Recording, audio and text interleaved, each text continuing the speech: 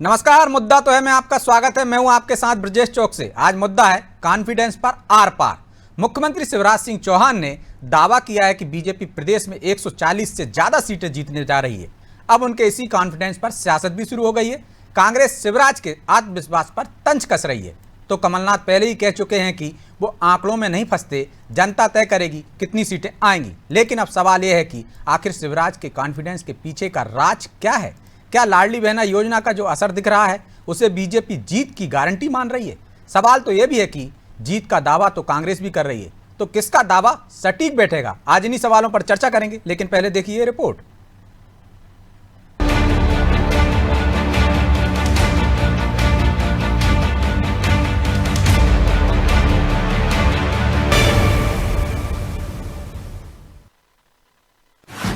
CM Shivraj का confidence. प्रदेश में BJP जीत रही रेस। 140 से ज्यादा सीटें आएंगी। एमपी में बीजेपी सरकार बनाएगी। भले ही एमपी चुनाव के नतीजे 3 दिसंबर को आएंगे, लेकिन मुख्यमंत्री शिवराज सिंह चौहान बीजेपी की जीत को लेकर आत्मविश्वास से भरपूर नजर आ रहे हैं। उन्होंने कह दिया कि वो फीडबैक ले चुके हैं और प्रदेश में बीजेपी 140 से ज्यादा सीटें जीतने जा रही है। अब शिवराज के इस कॉन्फिडेंस के पीछे फीडबैक एक वजह है या कुछ और, ये तो वो ही जाने। लेकिन उनके इस दावे के बाद बीजेपी कार्यकर्ताओं में भी जोश दिख रहा है। बीजेपी के आला नेता भी दावा कर रहे हैं कि इस बार के चुनाव में भी जनता ने उन्हें ही आशीर्वाद दिया है, लिहाजा सीएम जो कह रहे हैं वो जल्द ही सच हो जाएगा। देखिए, शिवराज जी जन नेता है। मध्य प्रदेश की जनता की क्या आकांक्षा है, मध्य प्रदेश की जनता किस दिशा में सोच रही है, यह उनको साफ तौर पर दिखाई देता है। अगर उन्होंने इस प्रकार से 140 सीटों का दावा किया है तो स्वाभाविक तौर पर मध्य प्रदेश में Bharatiya Janata party voting pattern को देखते हुए इस बात को लेकर के पूरी तरीके से आश्वस्त है कि मध्य प्रदेश की जनता ने अपना विश्वास भारतीय जनता पार्टी के ऊपर दृढ़ रखा है। इन चुनावों में भी हम देखेंगे कि जनता की आकांक्षाओं की पूर्ति के लिए भारतीय जनता पार्टी की सरकार सतत तरीके से संकल्पित रहेगी और प्रचंड जनादेश के साथ सत्ता में वापसी करेगी। इधर चुनाव से पहले कांग्रेस के दिग्गज नेता भी 150 सीटों पर जीत दर्ज करने की बात कह चुके हैं, लेकिन वोटिंग के बाद कांग्रेस अब खुद को आंकड़ों में फंसाना नहीं चाहती, या यूं कहें वो अब ये दावा नहीं कर रही कि प्रदेश में उसकी कितनी सीटें आएंगी। हालांकि शिवराज सिंह के दावे पर कांग्रेस ने तंज जरूर कसा। मैं जनता पर, मतदाताओं पर विश्वास कर रहा हूं। मैं शिवराज सिंह नहीं हूं कि बोलूं इतनी सीटें आएंगी उतनी सीटें आएंगी। जनता तय करेगी कि कितनी सीटें आएंगी। अमित शाह जी बोले थे आगे 2018 में अब की बार 200 पार। हश्र क्या हुआ था सबने देखा। इस बार भी इन्होंने 200 पार का नारा दिया था, लेकिन शिवराज जी कमते कमते अब 140 पर आ गए। जबकि सच्चाई ये है कि 150 प्लस सीटों के साथ माननीय कमलनाथ जी मुख्यमंत्री पद की शपथ ले रहे हैं। 3 तारीख तक भाजपा, पूरी भाजपा और मुख्यमंत्री और प्रधानमंत्री सब कुछ भी राग अलापते रहे, लेकिन 3 तारीख के बाद शपथ ग्रहण समारोह में आमंत्रित करता हूं माननीय कमलनाथ जी मुख्यमंत्री पद की शपथ लेंगे। अपनी जीत को लेकर आत्मविश्वास दोनों दल दिखा रहे हैं। बीजेपी जहां महिला वोटर्स की बम्पर वोटिंग से उत्साहित है और उसे उम्मीद है कि ये वोट उसके ही पक्ष में पड़ा है, तो कांग्रेस ओपीएस जैसे मुद्दों को अपने पक्ष में बताकर जीत की उम्मीद लगाकर बैठी है। हालांकि अब सीएम शिवराज सिंह का दावा कितना सटीक बैठता है, इसके लिए चुनाव नतीजों के आने का इंतजार करना होगा। ब्यूरो रिपोर्ट, अनादि टीवी।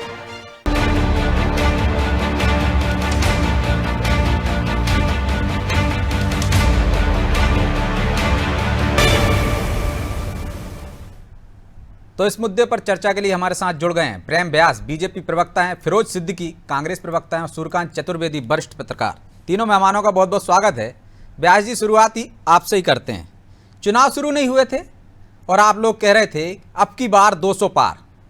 खुद ही ने 60 सीटें घटा दी कि अब 140 सीटें हम लेकर आ रहे हैं और सत्ता में बरकरार रहेंगे। इस कॉन्फिडेंस का राज क्या है? देखिए, जो आप आकलन करिएगा चौकसी जी, पहले तो मैं आपको धन्यवाद देना चाहूंगा कि आप शो पे मुझे बैठने का अवसर प्रदान करा पुनः। और जो हमने पूर्व में जो कार्य करे धरातल पर उतरकर, आप देखिए, एक तरफ 51.5 वर्षों का कार्यकाल है कांग्रेस का और एक तरफ 18 वर्षों का भारतीय जनता पार्टी का सुशासन है। 51.5 वर्षों में क्या दिया है प्रदेश को? बीमारू राज्य बना के छोड़ दिया था। प्रदेश में सड़कें नदारद थी, बिजली की स्थिति बिल्कुल नदारद थी, डकैत हुआ करते थे, सीमी जैसे आतंकवादी संगठनों के बहुत पांव पसार चुका था पूरा मध्य प्रदेश में। और दूसरी तरफ जैसे शिवराज सिंह जी चौहान आए तो जरूर चैलेंजिंग था उनके लिए इन सब चीजों को दूर करके विकास पथ पर मध्य प्रदेश को अग्रसर करना। और उसी की जो शिवराज सिंह जी चौहान ने जो योजनाएं चलाई, जो शिवराज सिंह जी चौहान ने जो धरातल पर कार्य करे हैं, आज उसी का परिणाम है कि मध्य प्रदेश 10th पोजीशन पे, जहां पहले बीमारू राज्य में हुआ करता था 16% जीडीपी के साथ में। आप देखिएगा कि लाडली लक्ष्मी योजना अगर चलाई है तो उससे एनएफएचएस के सर्वे में ये बदलाव आया है कि पहले जहां पर 45-44% महिलाएं साक्षर हुआ करती थी, आज 65% महिलाएं। जहां पर पहले 60,000 किलोमीटर की सड़कें हुआ करती थी, वहां 5 लाख किलोमीटर से ज्यादा की सड़कें।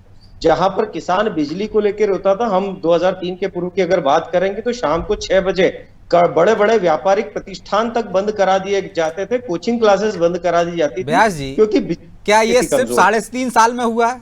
फिर 2018 में क्यों झटका लग गया था आपको?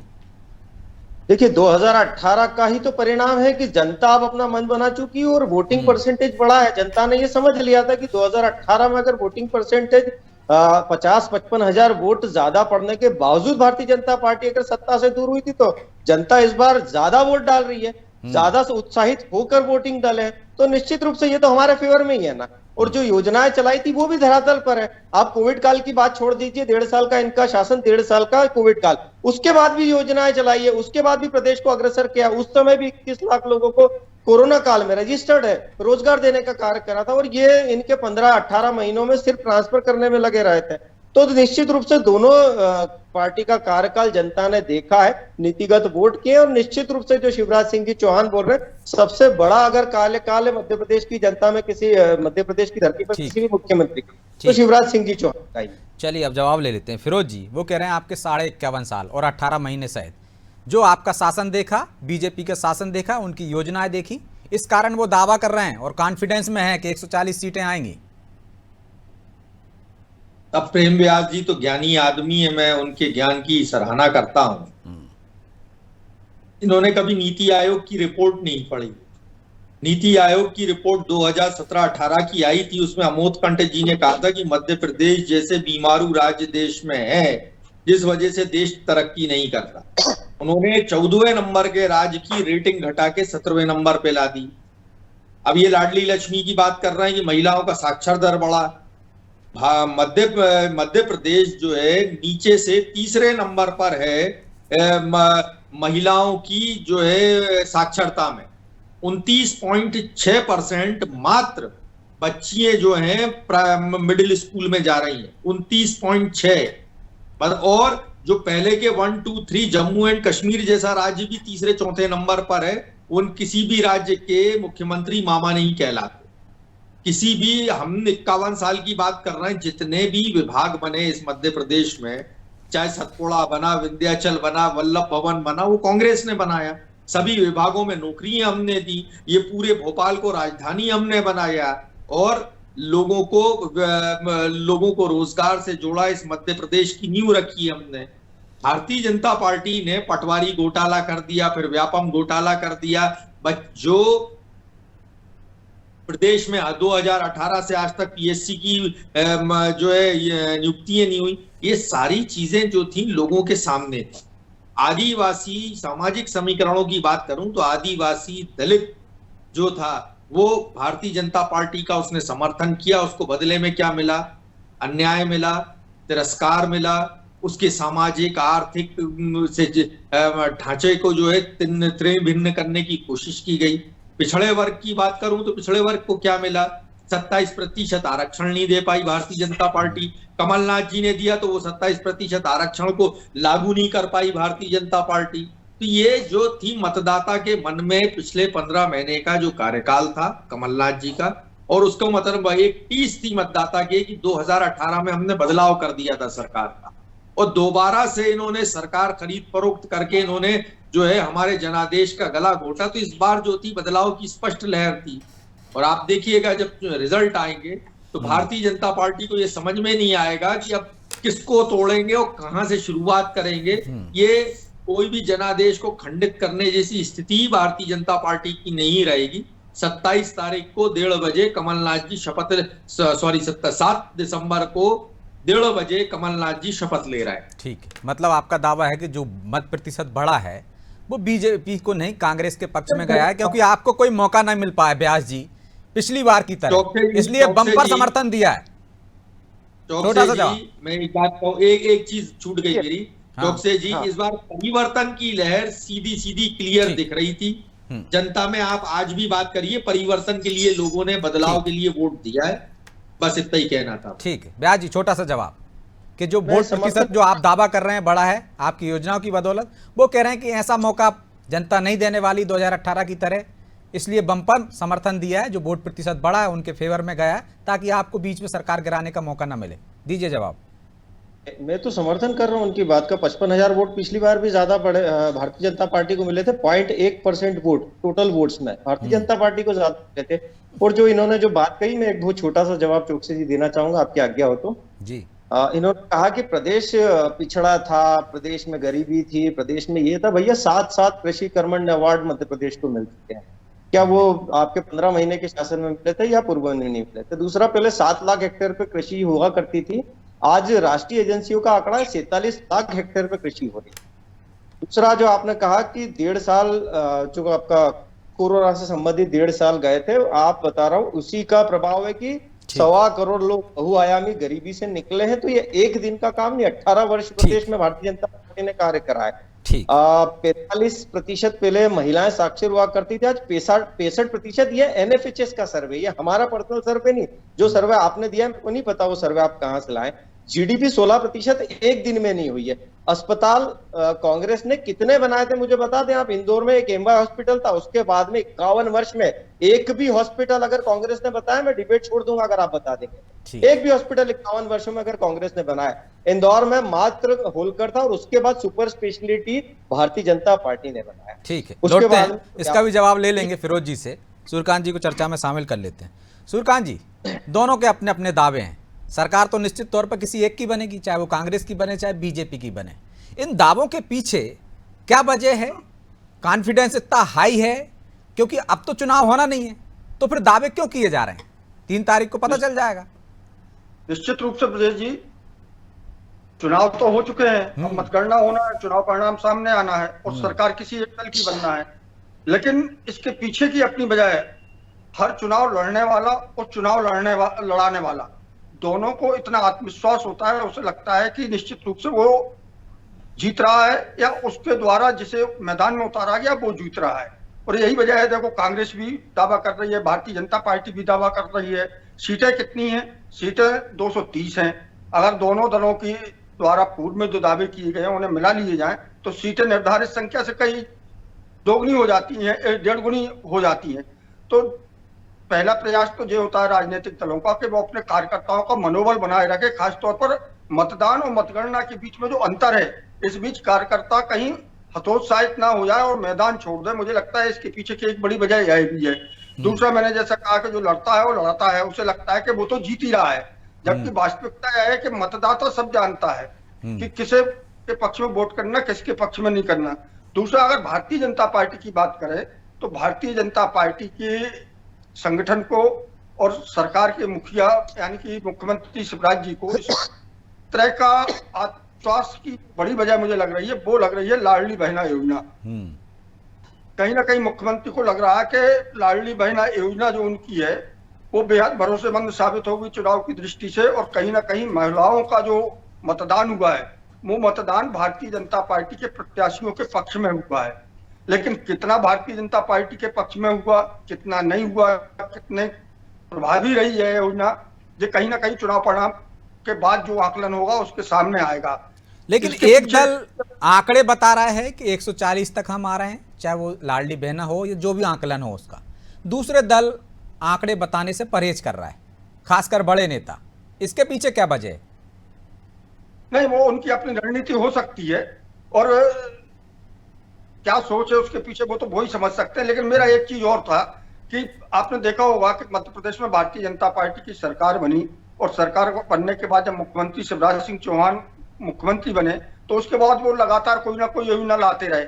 और देखा होगा आपने, पहले लाडली लक्ष्मी योजना रहा है, उसके बाद मध्य प्रदेश में सत्ता में वापसी भारतीय जनता पार्टी की हुई, तो उस जीत का श्रेय कहीं ना कहीं उस योजना को दिया गया। फिर उसके बाद जब आगे के चुनाव में देखें अगर आप, तो तो इसी तरह की कई और योजनाएं जैसे तीर्थ दर्शन योजना, इस तरह की योजनाएं लाएंगे। और यही वजह है कि इस बार भी सरकार ने चुनाव के ठीक कुछ माह पहले लाडली बहना योजना को लॉन्च की और लोगों को, महिलाओं तो कांग्रेस भी तो कह रही थी नारी सम्मान योजना, वो तो 1500 रुपए देने का वादा कर रहे हैं, 500 रुपए में सिलेंडर देने का वादा कर रहे हैं। निश्चित रूप से वादा किया है, लेकिन सरकार ने उसे देने का काम किया। लेकिन हम फिर भी यह कह रहे हैं कि यह योजना कितनी कारगर साबित हुई है, इसका पता तो तब लगेगा जब मध्य प्रदेश के चुनाव परिणाम घोषित हो जाएंगे। और चुनाव परिणाम घोषित होने के बाद जब इसका आकलन किया जाएगा उस समय पता लगेगा। लेकिन एक चीज और भी है, जिस वजह से दोनों दल अपनी अपनी जीत के दावे कर रहे हैं और जिसकी वजह से सियासी जो पंडित कहलाते हैं, जो आकलन करते हैं मतगणना के बाद, वो भी इस बार एक निर्णय पर नहीं पहुंच पा रहा है। उसकी क्या बड़ी वजह है? मतदान प्रतिशत बढ़ना। लेकिन मतदान प्रतिशत आखिर बढ़ा क्यों? लोग अपने अपने हिसाब से उसकी व्याख्या कर रहे हैं। लेकिन मतदान प्रतिशत बढ़ने की जो वजह है, उसके पीछे का असली रीजन तो यह है कि दीपावली जैसा त्योहार था और दीपावली के त्योहार के समय कुछ 2-3-4 दिन बाद जो है मतगणना थी। तो जो बाहर से लोग आए, उन्होंने सोचा कि चलो आए हैं त्योहार पर, तो एक बार अगर हम वापस लौट गए तो फिर दोबारा नहीं आ पाएंगे, इसलिए वो रुके कुछ दिन और रुकने के बाद उन्होंने मतदान किया। सबसे बड़ी वजह मतदान बढ़ने की तो यह है, क्योंकि आपने देखा होगा कई अंचल ऐसे, लेकिन वो तो कह रहे हैं कि लाडली बहना की वजह से महिलाओं का मतदान बढ़ा है। ठीक है, मतदान तो बढ़ा है, अच्छी बात है, किसके फेवर में गया है 3 दिसंबर को पता चल जाएगा फिरोज जी। लेकिन उनके कॉन्फिडेंस का एक वजह है लाडली बहना, जिसकी वजह से मुख्यमंत्री शिवराज सिंह चौहान दावे कर रहे हैं कि 140 सीटें उन्हें मिलेंगी। चौकसे जी, आप तो वरिष्ठ पत्रकार हैं, सूर्यकांत जी भी हैं। 2,65,00,000 महिलाएं इस प्रदेश में, नंबर 1। नंबर 2 बात यह है कि 1,32,00,000 महिलाओं को ये दे रहे हैं इस योजना का लाभ, ठीक है। तो जो बाकी की 1,45,46,00,000 महिलाएं वो कहां जाएंगी? वो क्या इनके पक्ष में वोटिंग करेंगी क्या? पहली बात। दूसरी बात, पिछली बार के 2018 के तुलना में महिलाओं का वोटिंग परसेंटेज गिरा, क्योंकि त्योहार का सीजन था, छठ पूजा थी उस दिन, इसलिए महिलाएं जो थी वो कम संख्या में निकल के आई। तो 2 से 3% उनका वोटिंग परसेंटेज गिरा है। आप जोड़ के देख लीजिए 2018 की तुलना में इस बार। तीसरी बात, मुझे ये बताए भारतीय जनता पार्टी की वृद्धा पेंशन, विधवा पेंशन, मुकबधीर पेंशन, विकलांग पेंशन, सामाजिक सुरक्षा पेंशन, ये पेंशनें पहले से लागू थी।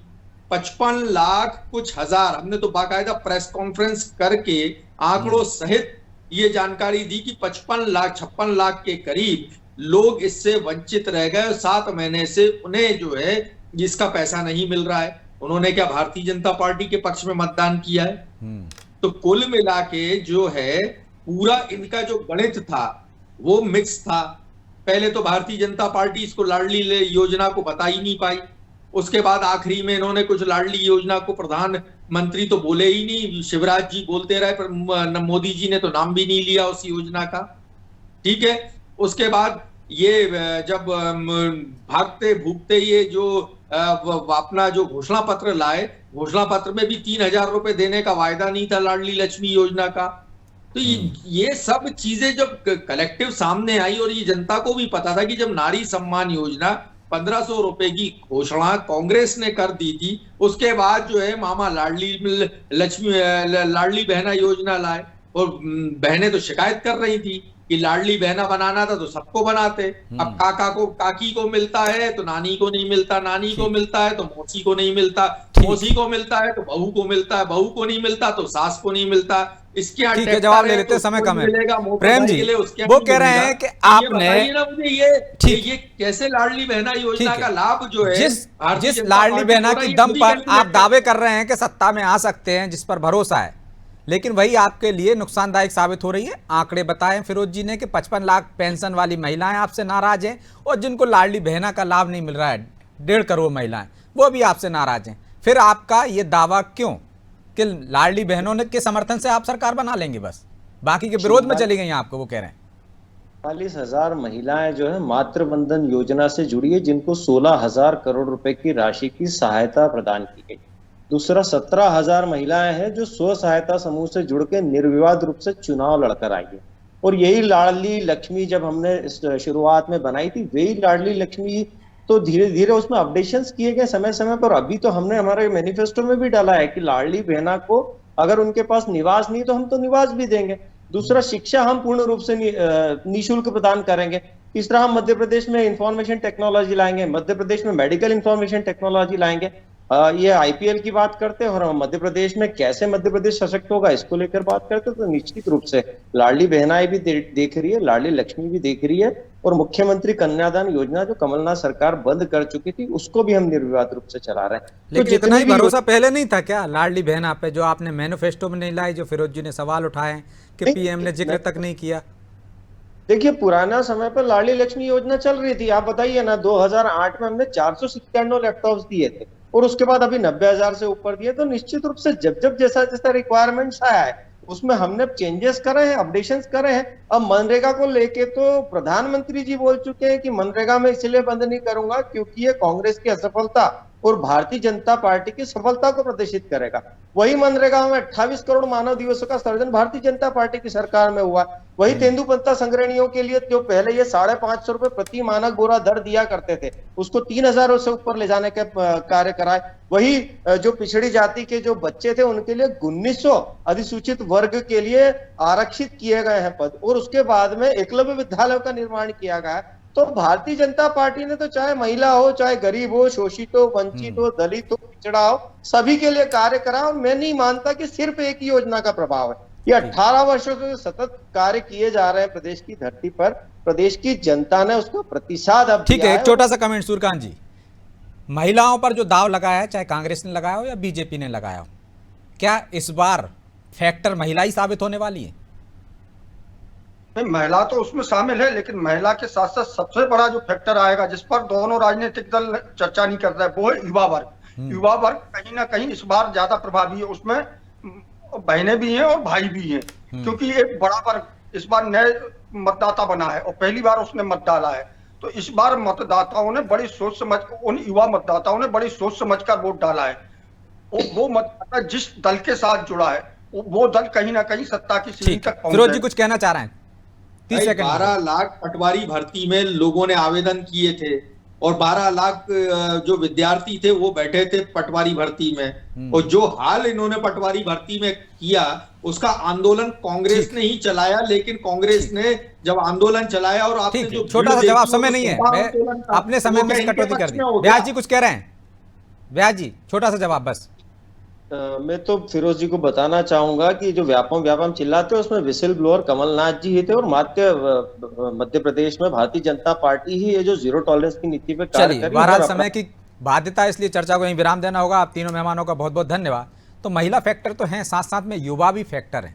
अब जो मत प्रतिशत बढ़ा है वो सरकार के खिलाफ गया है या सरकार के पक्ष में गया, 3 दिसंबर को पता चलेगा। लेकिन दोनों ही दलों का कॉन्फिडेंस को देखकर लगता है कि कुछ तो किसी के फेवर में गया है, किसी के पास तो कोई तथ्यात्मक जानकारी आई होगी। और बीजेपी दावा कर रही है शिवराज सिंह चौहान जमीनी नेता हैं और नब्ज समझते हैं मतदाताओं की, इसलिए उनके दावे पर भरोसा किया जाना चाहिए। ये भरोसा किसका सही बैठता है 3 दिसंबर को पता चलेगा। इंतजार कीजिए, तब तक हम भी इंतजार कर रहे हैं, आप भी इंतजार कीजिए। बहरहाल मुद्दा तो है, इतना ही। मुझे दीजिए इजाजत और आप देखते रहिए अनादि टीवी। नमस्कार।